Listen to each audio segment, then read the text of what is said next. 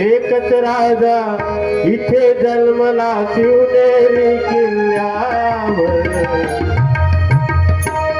माझ्या राजाचं नाव गाजते गडकिल्ल्याच्या दगडावर माझ्या राजाचं नाव गाजते गडकिल्ल्याच्या दगडावर एकच राजा इथे जन्मला शिवनेरी किल्ल्यावर माझ्या राजाचं नाव गाजते गडकिल्ल्याच्या दगडावर माझ्या राजाचं नाव गाजते गडकिल्ल्याच्या दगडावर. राजाला सांगितलं राजेसाहेब मा जिजाऊ गेल्या. तिथून धावत सुटला हा शिवबा. आईचा राजवाडा बांधून दिला होता, खाली चढणं उतरणं होत नव्हतं म्हणून रायगडाच्या पायथ्याशी एक राजवाडा बांधून दिला होता स्पेशल मायसाठी. आणि तिथं माय राहायची आणि वर राहायचा राजा शिवाजी. त्याला माहीत झाल्याबरोबर धावत सुटला. आणि धावत कसा होता माहित आहे? खाली जमिनीला हात लावायचा, जमिनीची माती घ्यायचा, आपल्या कपाळाला लावायचा, जमिनीची माती घ्यायचा, कपाळाला लावायचा आणि धावत सुटला. धावता धावता एका शिपायानं म्हटलं, राजेसाहेब म्हणे या पालखीत कशाला धावताय? अरे चल तू माझ्या बाजूला हाट म्हणे.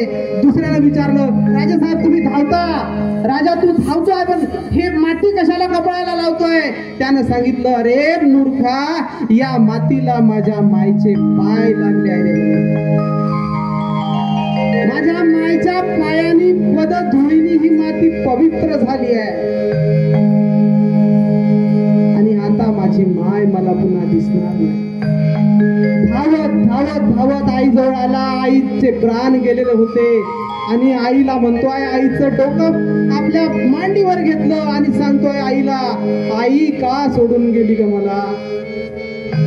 का सोडून गेली? आई तू मला एकदा म्हटलं होतं, मला राज्याभिषेकाचा दिवस आठवतोय मासाहेब. त्या राज्याभिषेकाच्या दिवशी तुम्ही मला म्हटलं होतं की बाळ शिवबा एक करशील का रे? त्या दिवशी तुमच्या डोळ्यात सगळे जण हसत होते मासाहेब, पण तुम्ही एकमेव रडत होतात. त्या दिवशी तुम्ही मला सांगितलं होतं, बाळ शिवबा एक करशील का रे? मी म्हटलं होतं, काय करू मासाहेब तुमच्यासाठी? आई तू म्हटली होती, बाळ शिवबा या जीवनात एवढ्या वर्षाचा झाला रे, पण कधी कोणाचा आक्षेप तुझ्यावर आला नाही. कधी कोणी तुझी तक्रार केली नाही माझ्याकडे.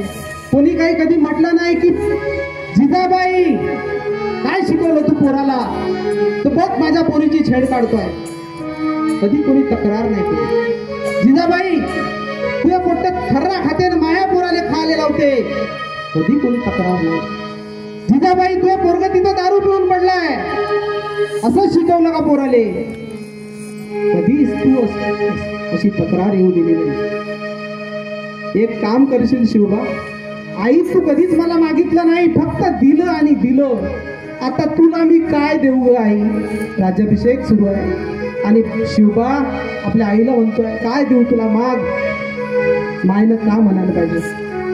माय म्हणते, शिवबा माझा पुनर्जन्मावर विश्वास नाही रे, पण जर का मला पुनर्जन्म मिळाला ना, तर मुलगा म्हणून तूच येशील माझ्या पोटी. दोघेही माय लेकाच्या डोळ्यात पाणी, आनंदाश्रू निघत आहे. राजा शिवाजीला हे आठवलं, मासाहेब तुम्ही त्या दिवशी मला मागितलं होतं काहीतरी, पुन्हा जन्म घ्या, पुन्हा माझ्याच पोटी जन्म घ्याल का? आज मी तुम्हाला मागतोय मासाहेब,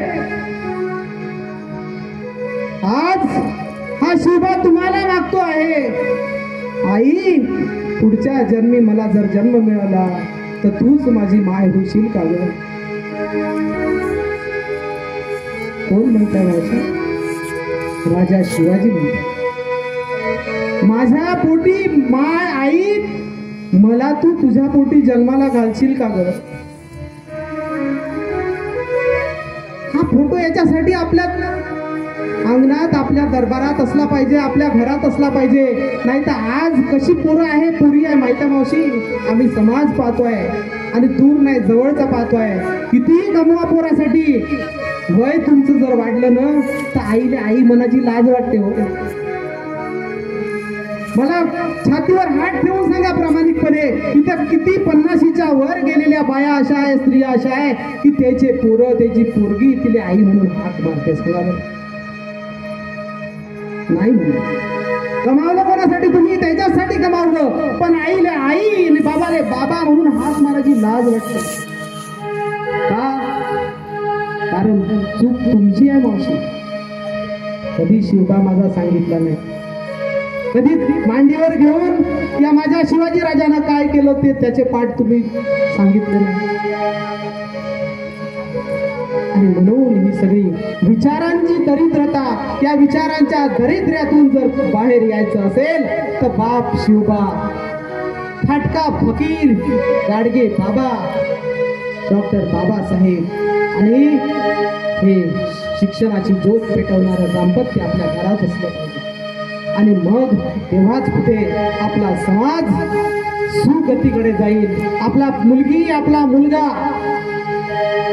आपला उद्धार, आपल्या कुळाचा उद्धार केल्याशिवाय राहणार नाही. का व्हावे हो लहान आम्ही भारत वादी महान, महान आम्ही भारत वादी महान. का